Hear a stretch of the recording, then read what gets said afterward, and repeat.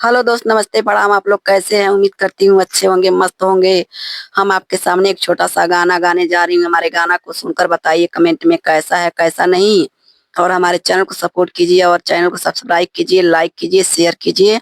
सबका नमस्कार। आपके सामने एक छोटा सा गाना गाने जा रही हूँ। धन्यवाद। सुनकर हमारे गाना को बताइए।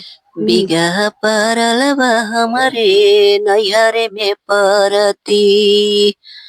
अरे नैहरे में परते हो, नैहरे में परती। बिगह परल बा हमरे नैहरे में परती। टोना टमर साधो जरे छोड़ा कैची किस्मती हो, छुड़ा कैची किस्मत। अरे धरती के सोरी पताले धसल, धरती के सोरी पताले धसल।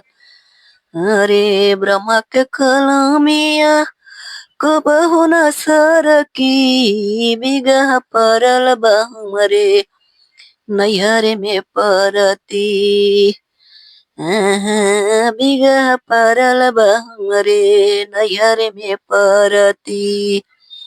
स्वर्गे से हम आइल बानी नैहर परल बस्ती हो, नैहर परल बस्ती।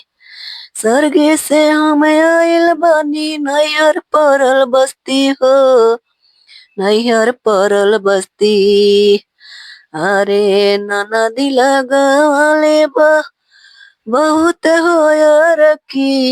बिगह परल बा हमरे नैहरे में परती। बिगह परल बा हमरे नैहरे में परती।